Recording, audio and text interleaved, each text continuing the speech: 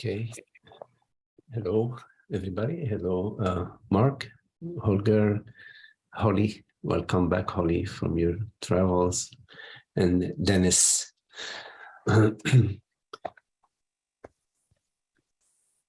So just a couple of words because of Mark and Dennis being new here that I just conduct a short guided meditation, and then you're welcome to pose whatever questions you may have.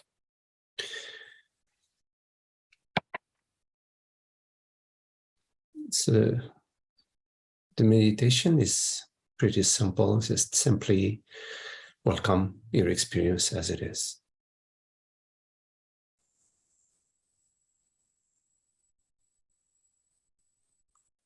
Invite your body and mind to simply be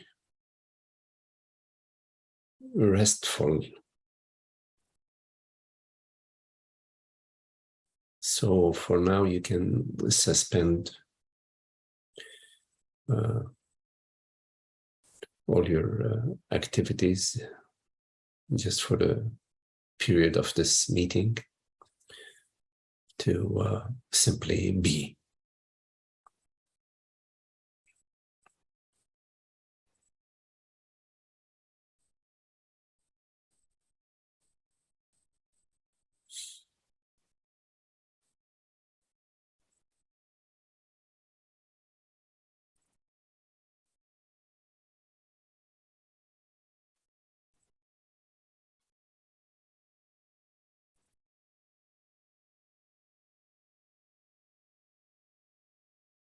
Allow whatever thoughts or images appear to you to be as they are. Meaning, don't engage in fixing anything or improving anything or judging anything.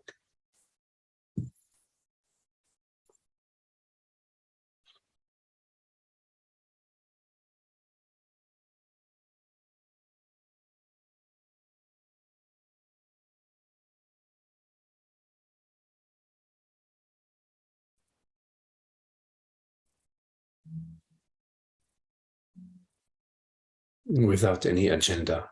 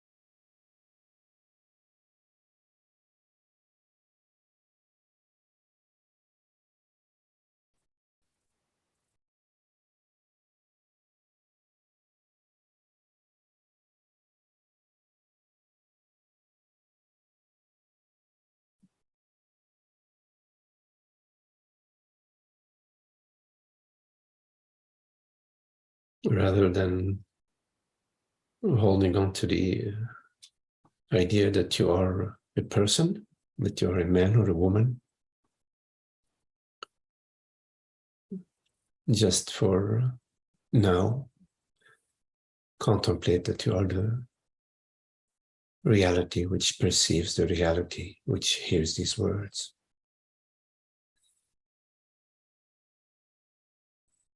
Without any need to define this reality in any manner, in any way.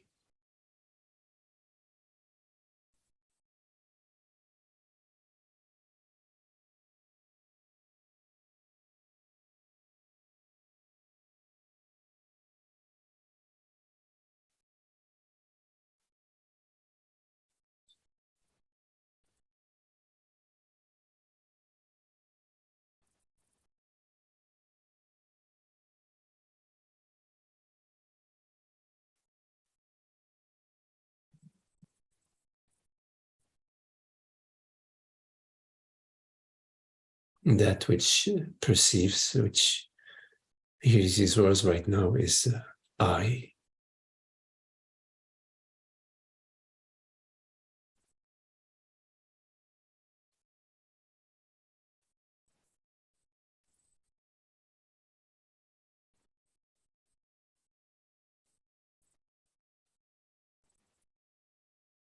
You don't need to define I as a male body or female person,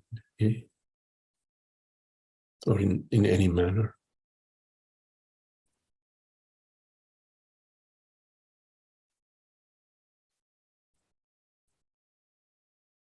So I is whatever it is that perceives, whatever it is that is.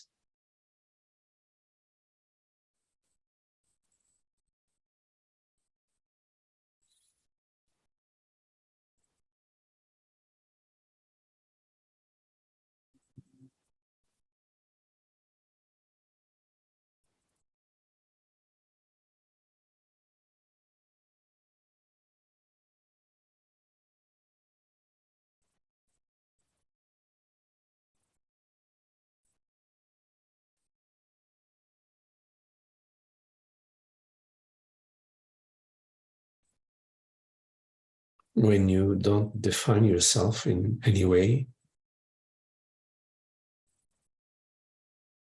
there is an openness.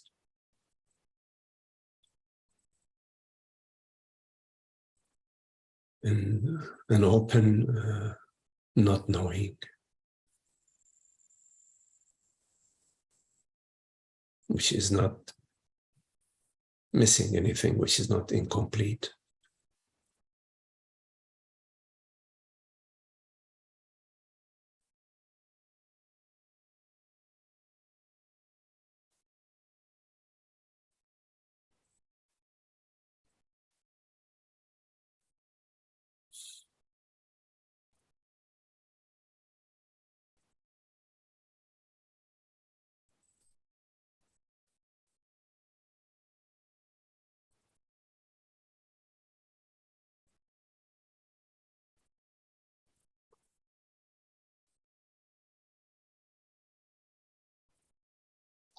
Today I wanted to say a few words about the path of knowledge and the path of love.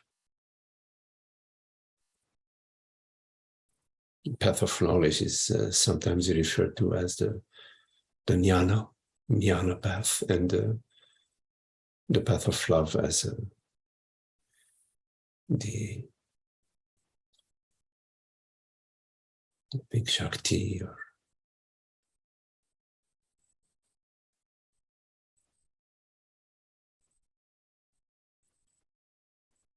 the path of devotion.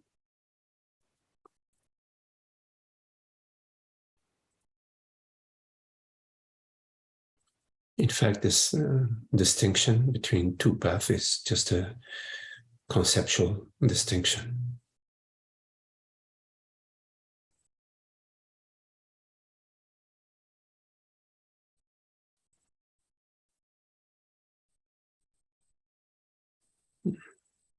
Because in the path of knowledge, in the path of inquiry,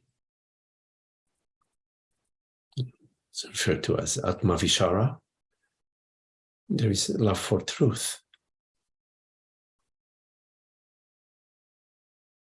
And because there is love for truth, we investigate the belief that consciousness is personal and limited.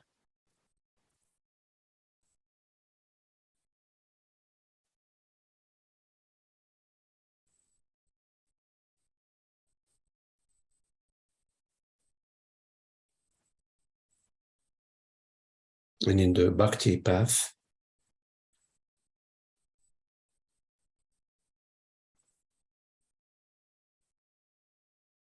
we love truth. We love God, which is truth, which is reality.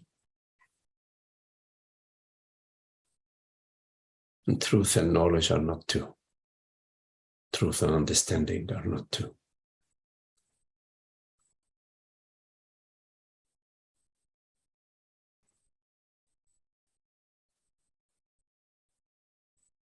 And sometimes in our journey, we're more engaged in inquiry and higher reasoning and investigation into truth. And at a different time in our journey, the bhakti, so-called bhakti phase of our journey,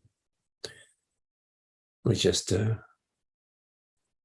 merged in the love, drunk with the love of God, love of truth.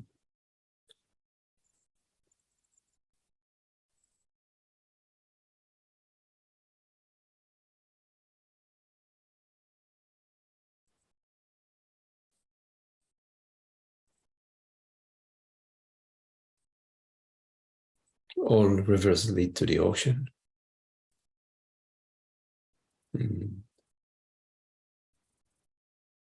The destination is one,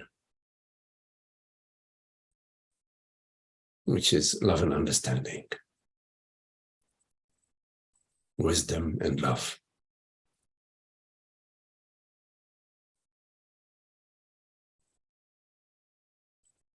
Wisdom without love is too dry, and love without wisdom is too mushy.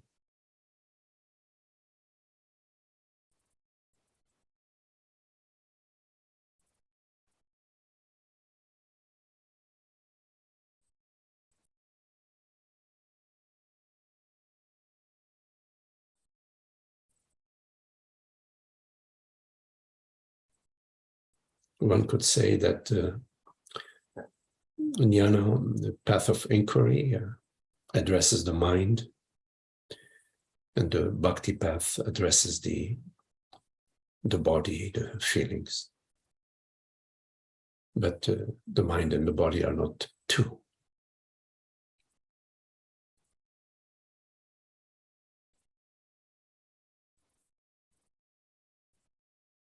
Understanding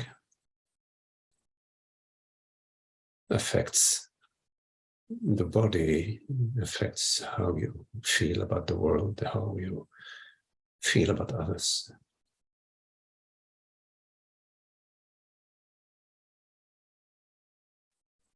And love brings also the understanding that the other is your very self.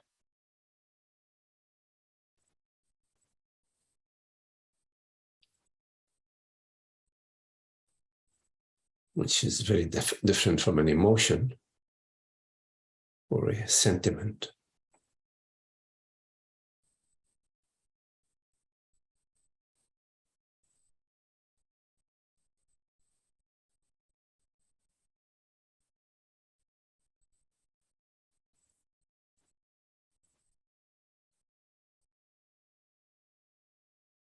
So in this moment, you know that consciousness is real.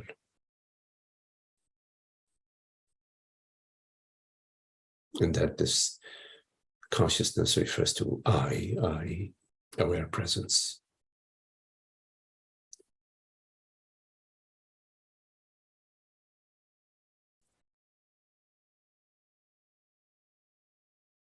And also you experience the peace of this understanding. The understanding that there is one reality. Meaning there is no opposition and nothing lacking.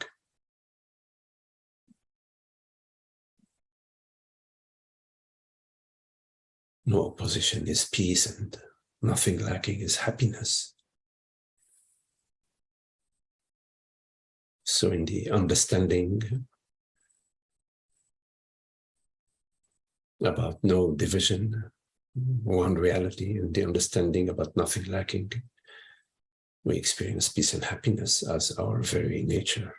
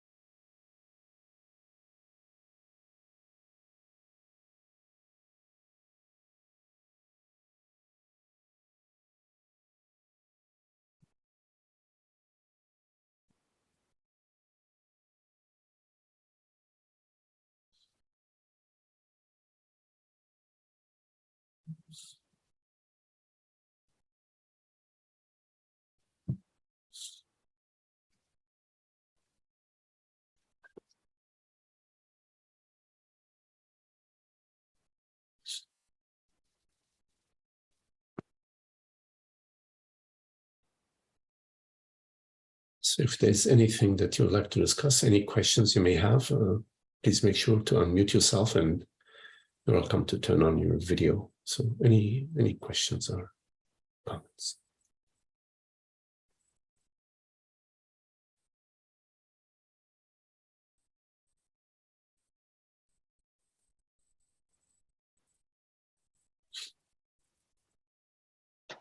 Yes, Holger. Yes, Magdi, and there's such a beauty in your simple words. I always have a hard time to ask a question after meditation, but I wrote one down from the past. What's the difference between eagerness and laziness?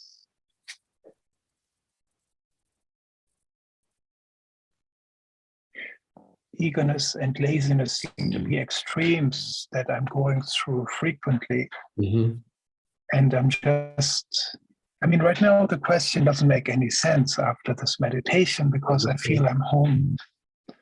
I understand. Well, what do you mean by eagerness? How do you, what is your experience of that? A certain willfulness and a pushiness, trying to, wanting to get somewhere, to, it's an imbalance, I feel, but I don't know how to express it other than the word eagerness. Well, it depends whether whatever you're engaging in is something that you're doing and you're happy doing it, and you're not doing it out of fear, worry, concern, or trying to get somewhere for yourself. Of course, often we do things in life in order to get somewhere. To, for example, we may drive for a long distance to visit a friend who lives, days away. But I mean, psychologically,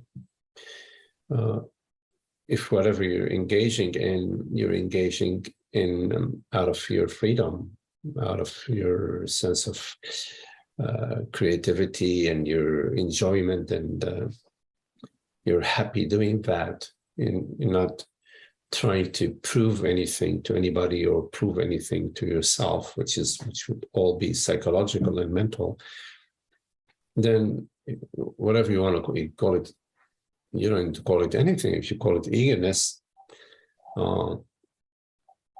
that's fine. But I think the way you described eagerness a minute ago, it sounded to me like it was coming from a sense of, for me, a sense of separation, where you wanted to sort of attain, prove, or demonstrate something for yourself, while yourself, your true self, there is only one self, which is consciousness, which is not a body, not a mind, not a person. That self doesn't need to prove anything to anybody. It's the one reality. It's the only reality. So your question was, what is the difference between eagerness and laziness? Laziness. Oh, laziness. Laziness. Well, I like sometimes laziness. It's okay to be lazy sometimes. Just like sometimes, you may have to pay the price, for being lazy. So you have to pick and choose. You have to sort of sift through, your laziness, so you don't, pay too big of a price for it. But it's okay to be lazy. What does it mean to be lazy? I guess in my definition of being lazy is like when I really don't feel like doing something and I need to do something, but it's not so crucial, so important, and okay, I can delay it, I can postpone it. Life is dynamic. It's not like a structured, like sometimes we like to structure life. It's more fluid. It's more dancing. It's creative. It includes laziness. Sometimes we avoid doing certain things out of maybe we want to protect ourselves, our self-image, or we want to there's some sort of fear or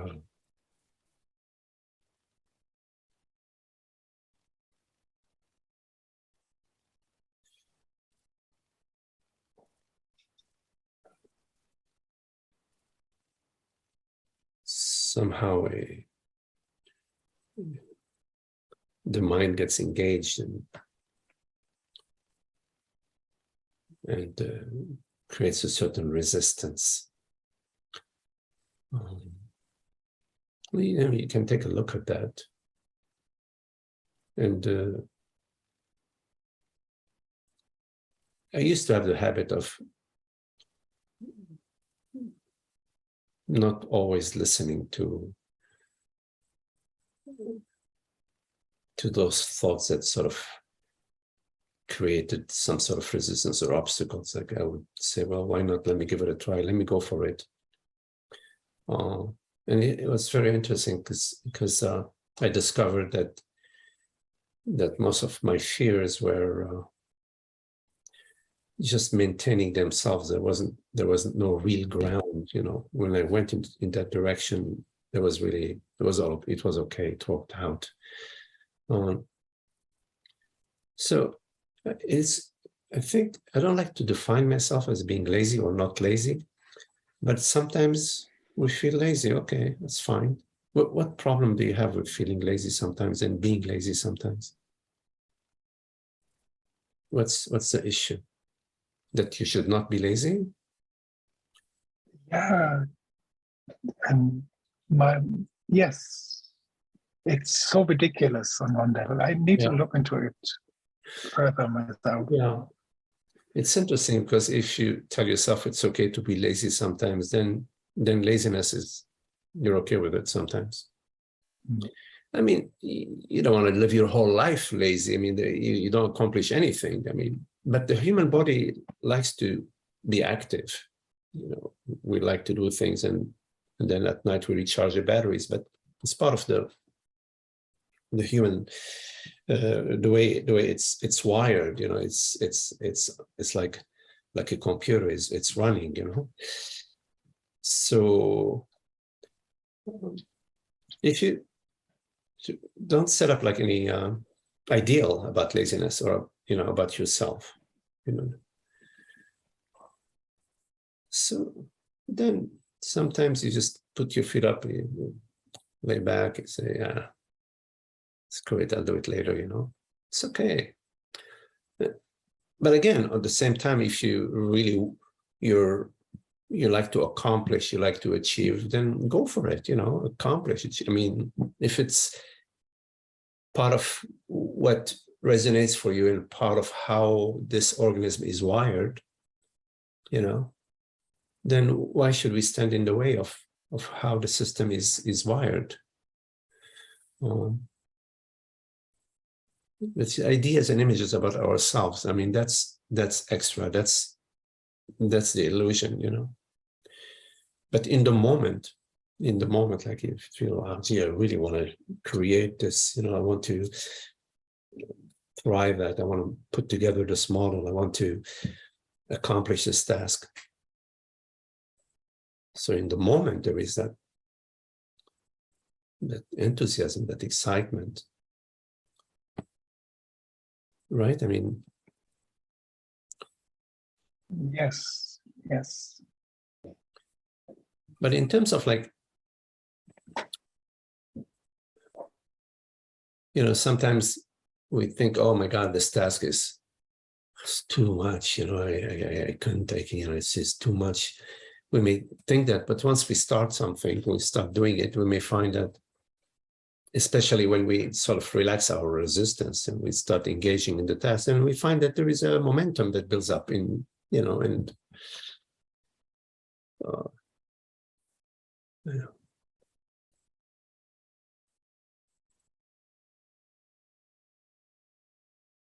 and sometimes there are bursts of energy, it depends, sometimes there is suddenly a burst of energy to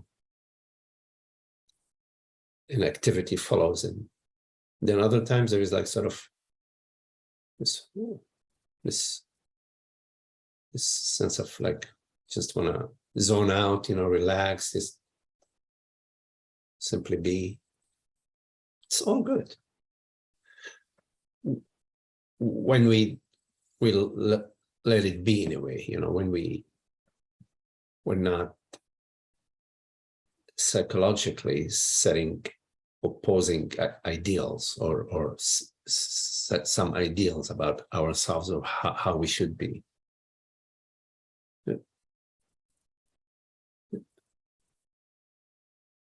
You see what I mean? Yes, I hear you. Thank you, Magdi. It resonates. It makes. Yeah. Thank you. Yeah.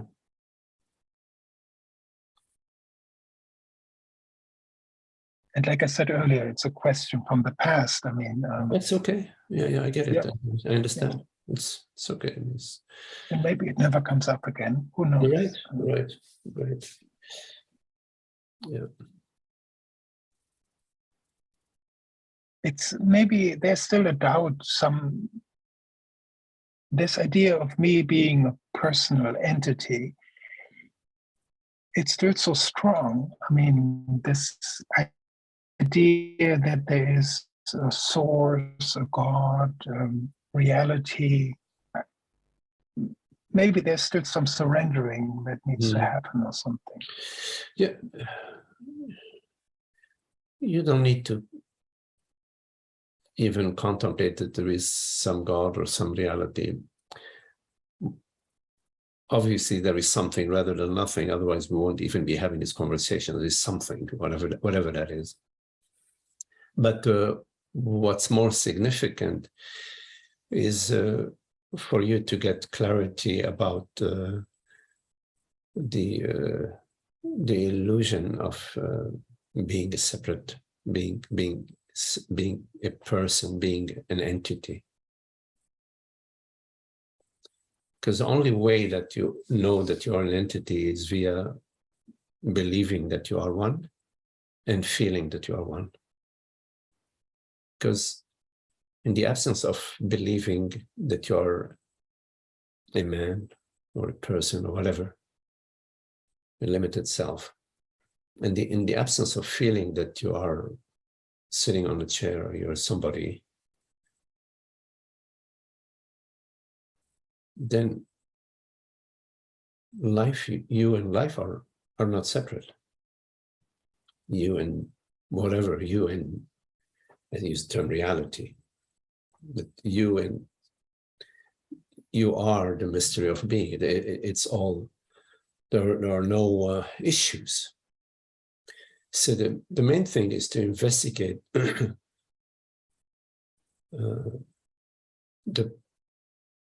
what reality does the belief and the feeling have in terms of defining anything. I mean, a thought and a feeling are appearances. I mean, they appear to you. They appear to you. They appear. They're appearances, so they don't have a maintaining power. They don't have in the fact that they're appearances, meaning / appearance disappearance, right? Because appearances always, they don't just appear and just become reality, become like absolute. So when you contemplate that, you're defining yourself to be, or feeling yourself, or believing yourself to be a person based on something you're perceiving, thought or a feeling, bundle of thoughts or feelings. You could see the flaw in that, right? Yes. Because you're defining yourself according to something that you're perceiving. If you do that, if you do choose to define yourself based on whatever it is that you perceive, then you should define yourself as a tree, as a car, as traffic, as the sky, as you should, because all of that also appears to you, right? As others appear to you. So you should define it. You know, I mean, you shouldn't limit yourself. You say, well, okay, no, I am that which I perceive. I am the sensations and the thoughts and the feelings that I perceive, but I'm not the oak tree, or I'm not the universe. So either you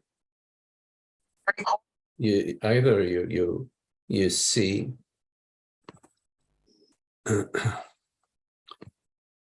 either you say, okay, I am that which I perceive, meaning I am everything which I perceive, right? Or I am not the oak tree, I am not the bird, I am not that which, I am not the thought, I am not the feeling. So you can't play it both ways, you know, say, okay, well, I'm this, but not that, you say. So if you consider, all right, well, I am all that which I perceive, then okay, then you are all perceptions, all sensations, all thoughts, all universes, all worlds, or all, yeah, everything. Meaning you are the one reality. It excludes, it does not exclude anything, right? Right. Yes. If you are everything without any exclusion whatsoever, then you are that reality. You are oneness, or whatever words you are wholeness. You are, right. So you come back to the same thing, that there is no separation. There's nothing that is not you. Similarly, if there is nothing that is not you, then you can apply that to the localization. Because if I am everything, then I am everywhere. It goes the localization, I think maybe there's where I always get tripped up a little bit. Yeah. Well, the feeling of here. Yes. That's very interesting. Two ways of looking at it, like the feeling of here, that I'm here. That feeling is also perceived. It's some form of sensation. It's a feeling, so it's perceived. So if you say, okay, I'm perceiving that I'm here, therefore I'm here, then you should also say, I'm perceiving the night sky, and I am also located.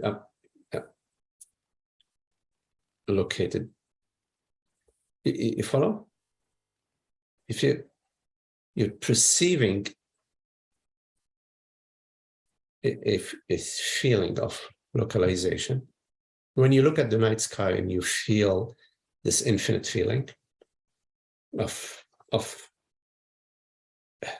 infinite stars and galaxies, then you are that infinite. You're localizing in that infinity. So, but another way of looking at it is like, in presence, in this moment of presence, there isn't a past and future, because the past has gone and the future hasn't appeared yet, right? Yes. So because there is no past and no future, then there is no space.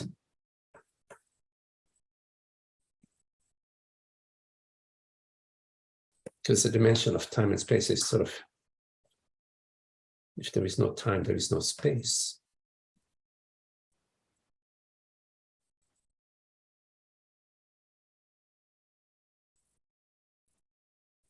So if there is no space, then there is no local space where you could be. So we experience ourselves localized only via the concepts of time and space.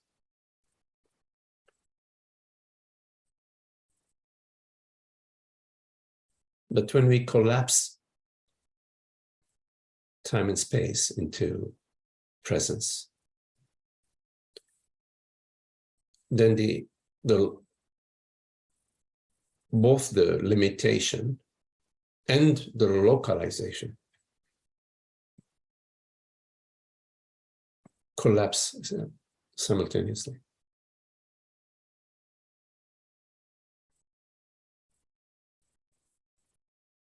It's not possible to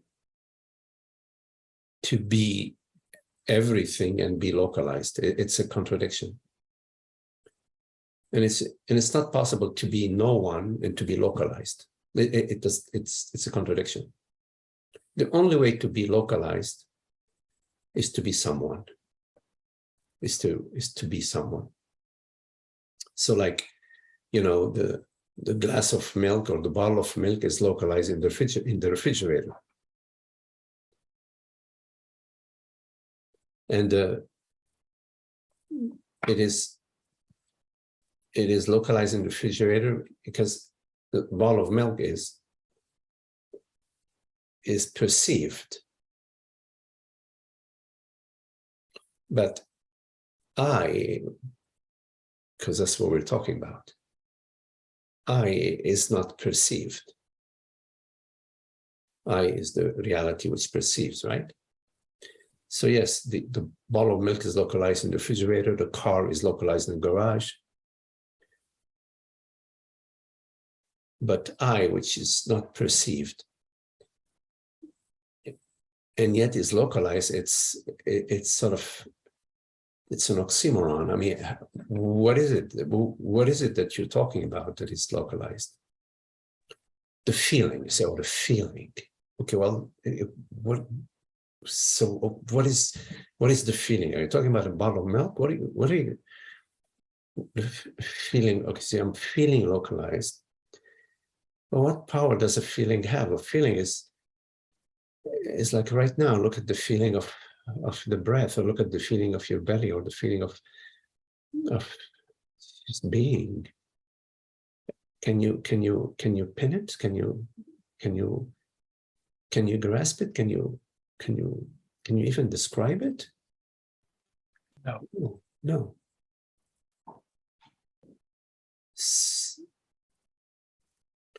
So what is the localization of the feeling?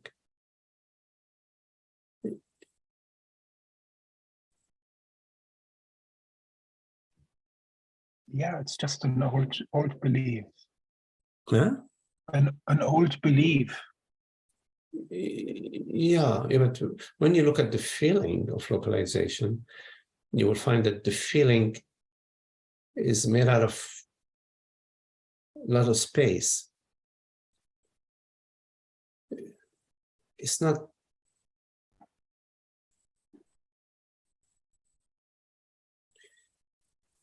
a dense reality, you know. It's feeling is like it's very empty.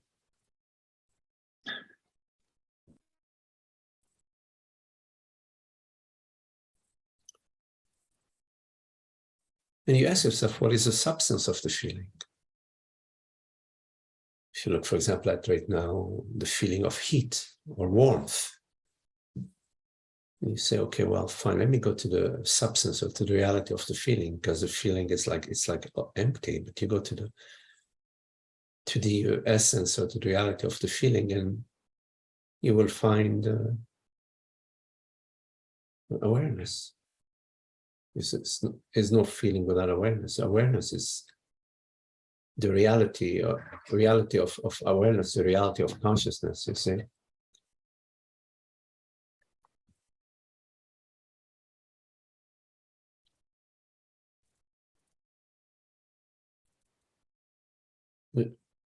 You see what I mean? Yes, yes. There seems to be like an echo or some very thin veil that just feels like me, like it's a certain, but yeah, I see it's just empty. Okay, so there is some sort of echo or veil, but what power does it have? Yeah. And this is maybe what I mean with eagerness in my initial question.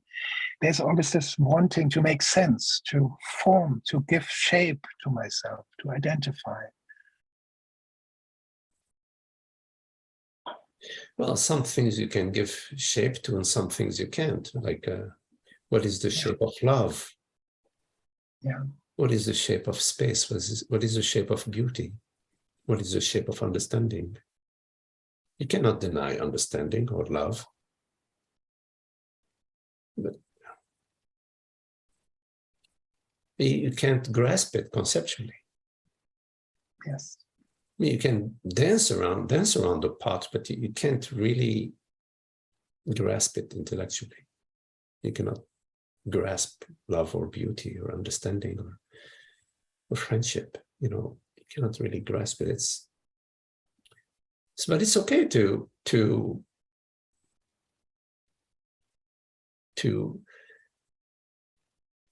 be interested in formulating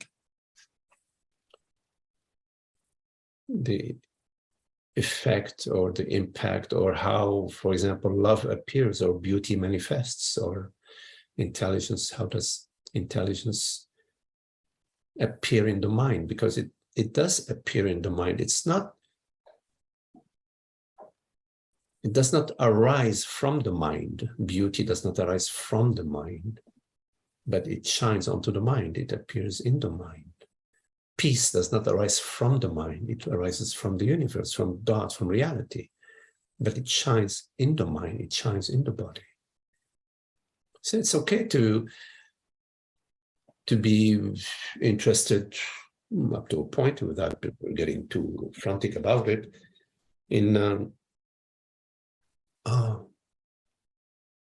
of a sense of play, out of a sense of freedom and joy, to express or to formulate how understanding manifests or seem to appear or shine into the mind and the body and the world.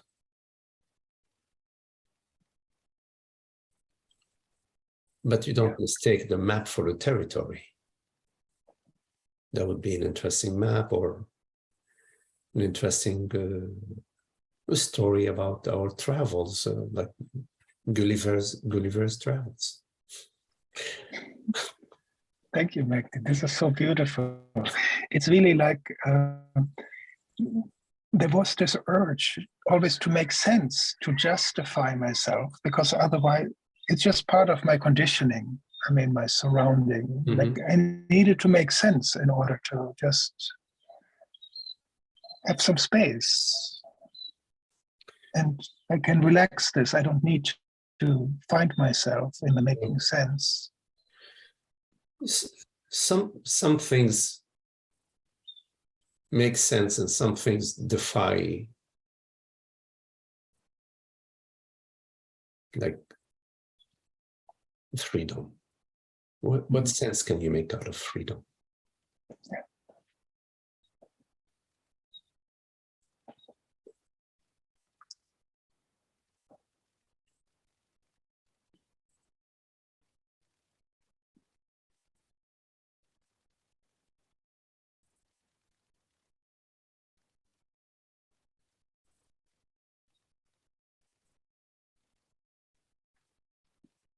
Thank you.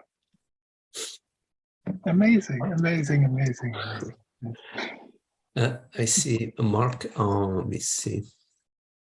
Hi, Mark. I see you have your hand. Let me see. Hey, hi, Mark. Yes. I don't hear you, Mark. Let me see. Ask to unmute. Okay, here it is. There it is. Okay. Now okay. Yes. Hey, Mark. Oops. Again. How about now? Okay. Okay, good. Hi. Just getting to know you, sir. I want to pronounce your name correctly. Magdi? Magdi? Yes, you got it. Magdi's good. Okay. Hello. And then I see a statue of Buddha in the background there. Yes. I was curious if you had some, I actually have a question, really.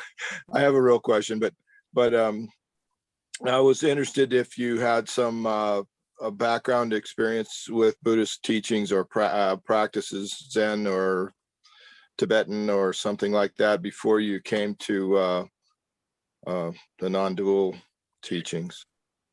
Yes, I did. In my case, a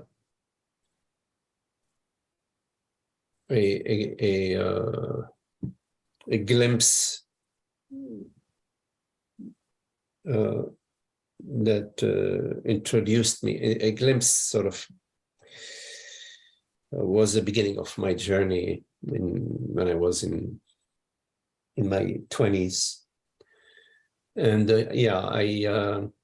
a friend told me about the Zen center that was about 40 miles away from Troy, New York. And I was involved in the Zen practice for a few decades. Yes.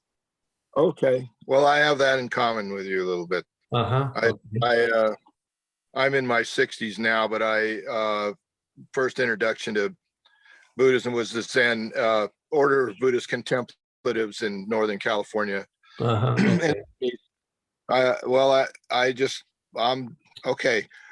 New topic is this is something I heard Francis talk about briefly once, and I didn't get it. I either didn't hear it all, or it was the concepts were, anyway, regarding different paths. So you mentioned today, I probably won't pronounce it quite correctly, but jhana, which I read a little bit about a long time ago, and bhakti. But then Francis was talking about, I'm trying to remember it, but he did talk about something called the path of energy, which he said there were 3 stages, I think he was referring to. And I don't remember what the first one or the last one was, but I'm kind of interested in what the path of energy might be, if you might be able to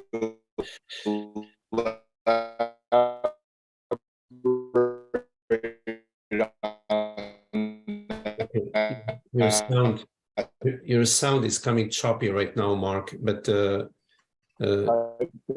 so I'm going basically the 3 paths. I can't hear you right now. Can you hear me? Let me see if I can put a booster on my signal. Okay.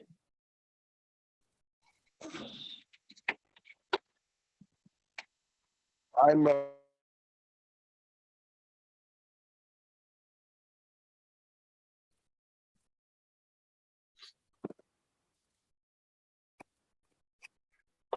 okay. Well, I goofed it. So I lost. You're back. Hello.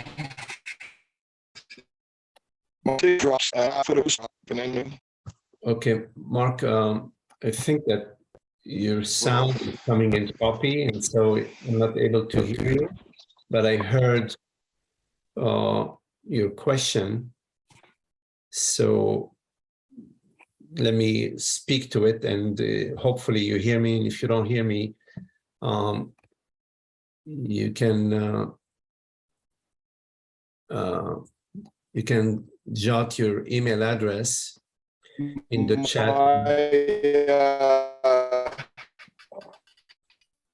Connection is my connection.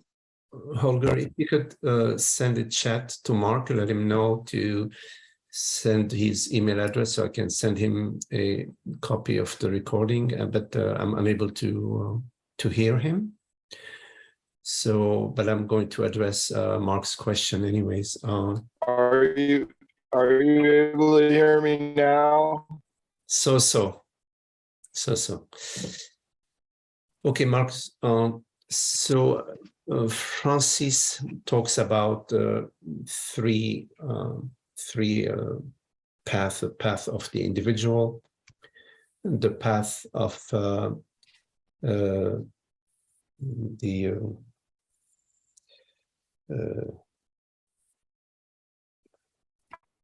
I'm having a blank. Which one the one you meant was the path of energy, excuse me, and the path of Shiva. Shiva. So, in the path of the individual, again, I'm going to be paraphrasing Francis's explanation here. The path of the individual is the belief that I am a person, I am a separate consciousness, I am a personal body-mind, and so the experience is that there is a world out there, and consciousness is here, located in my brain or located in my body, and will transmigrate from body to body or not. So this is the path of the individual. The path of energy would be once you get into, and we get an insight into I am not the body, I am not the person, I am not the mind, I am consciousness. So it's actually a glimpse into our true nature, which Francis refers to as a liberating glimpse. It's a glimpse that basically cracks the shell, not completely, but it starts to crack into the shell, and now you know yourself as the consciousness, as reality, which he refers to as a nirvikalpa samadhi. Nirvikalpa samadhi means without any kalpas, without any phenomenal attributes. So you are consciousness without any phenomenal attributes. That would be the beginning of the path of energy. And the path of energy is the path where you are in the process of understanding the qualities or attributes of consciousness. That consciousness is not personal, non-local, and at some point you come to the understanding that consciousness is universal. Upon the understanding of that consciousness is universal, Francis refers to that as the path of Shiva. The path of Shiva is, one can describe it as I am consciousness, and I am nowhere and everywhere. I am nothing and everything. While before, I am not the world, I am not the body, I am consciousness. That was the path of the energy. The path of Shiva is I am nothing and everything, I'm nowhere and everywhere. And this would be the Sahaja Samadhi, the ultimate understanding. So these are the three paths that Francis talks about. Since we are unable to communicate because of the audio and the video, Is my audio any better now? Oh yes, Are you? it is better now. Yes, I took Holger's advice to stop the video. Maybe that will help the audio. yes, the audio is definitely much better now. I don't know, did you hear what I was sharing or not? I heard most of it. I think that I should go to my personal reason for asking is my physical body has, well, I've got some age and I have some damage, but understandings have, or I think it's fair to call them glimpses, have occurred. Mm-hmm. So I'm just trying to figure out kind of where this body mind is at this, and if there's any further thing I can do to cooperate with the process. There does seem to be some physical changes that I don't know if I'm explaining it well, but you know, for instance, if we're in some of the tantric tricks, as he refers to, Francis refers to them, and so sensations in the body to try to align with the newer understandings. Am I making any sense? Yes. Okay. So the sensations in the body are, when you say the body, what do you refer to? What is your experience of the body? Well, the word that comes to mind is physical.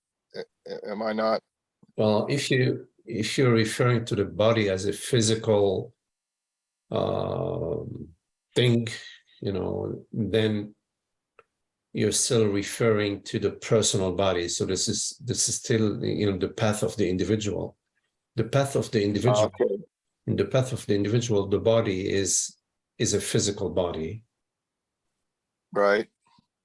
But If you There consider seems to be, that the physical body is in fact in very intimate interaction with the universe, that it's just atoms and molecules and neurons and gluons and whatever you call them, like interacting and lensing energy fields, gamma rays. If you consider that the body is a field, is an energy, is a sort of a local manifestation of a universal reality, like a whirlpool in the river. The whirlpool in the river is a manifestation of the river. It's not separate from the river.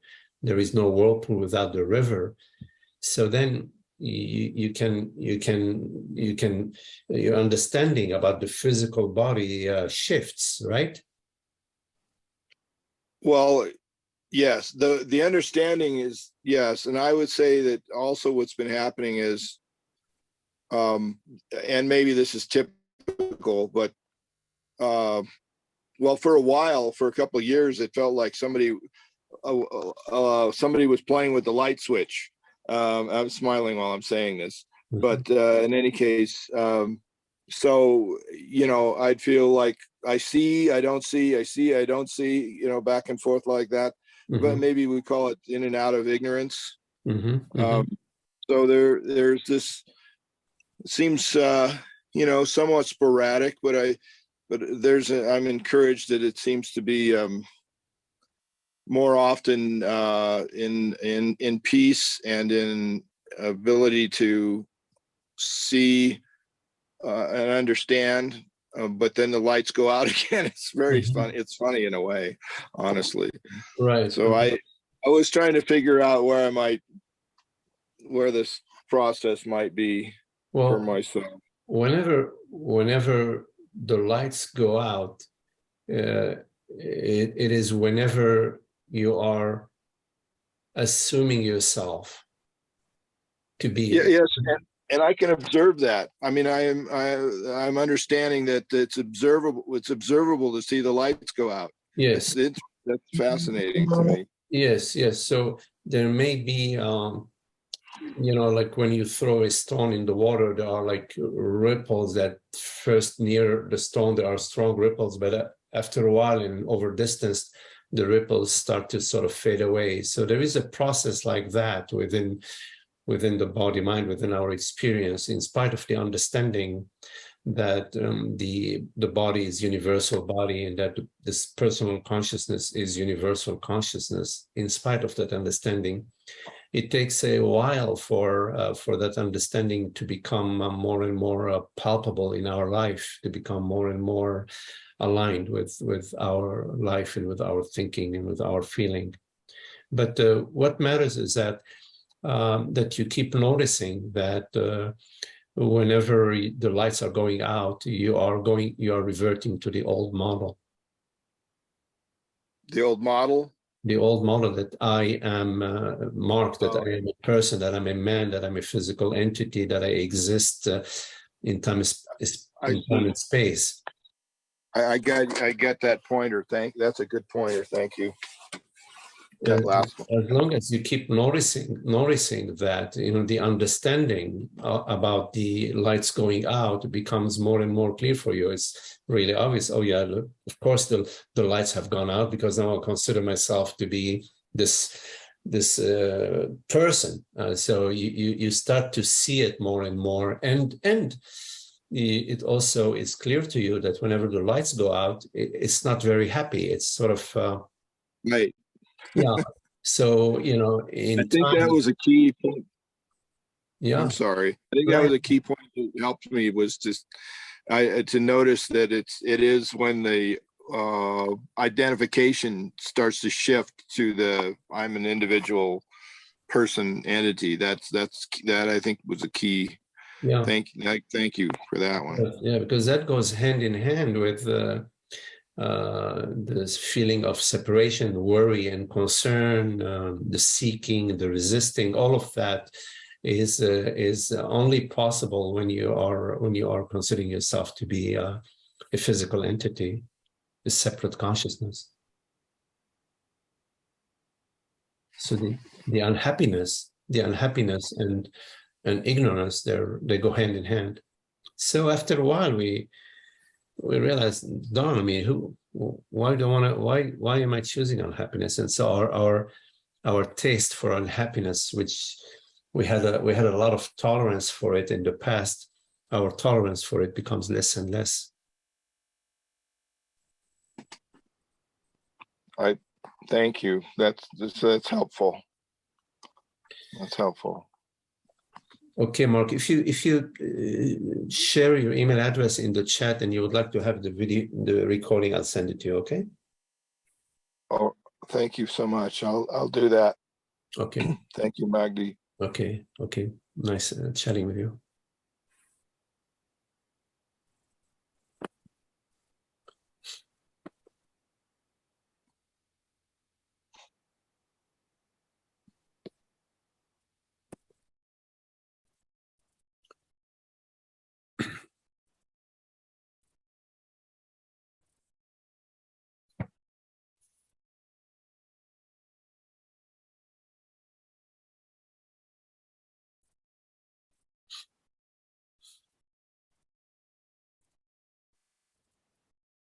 Any questions?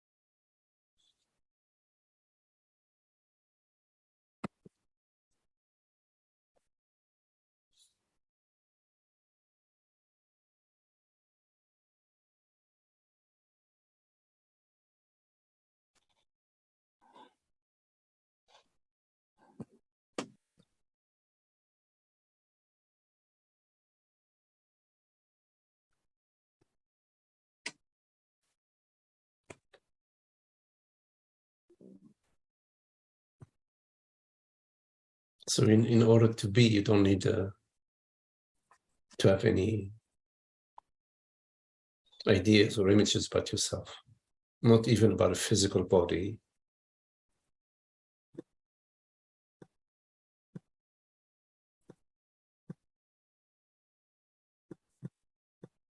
We don't have an experience of a physical body. It's conceptual. We experience what we call maybe hunger or tiredness,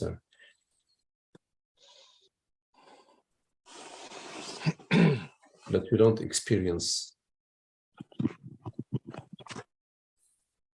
physical body. That's a concept of physical body, because the physical body is not apart from the universe. But conceptually, yes, we say, okay, that's a physical body. That's an oak tree. That's a palm tree. That's grass. That's birds.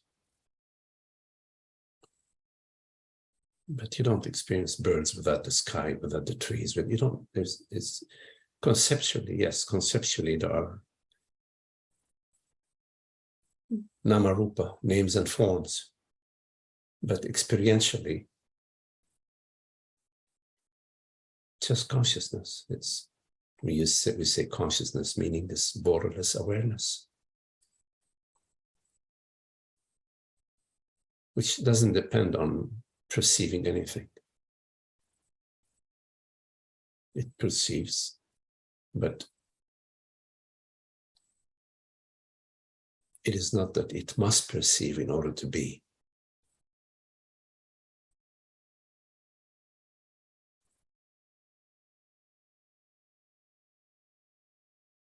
So don't refer to yourself as a body, physical body or whatever. Don't refer to yourself in any way. Just go directly to your experience. Your experience is that of transparent awareness. Check it out.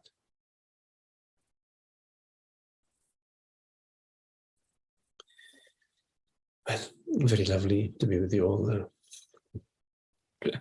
Holger and Holly, Shiva, Dennis, Mark, and my sweetheart Tara. Thank you all.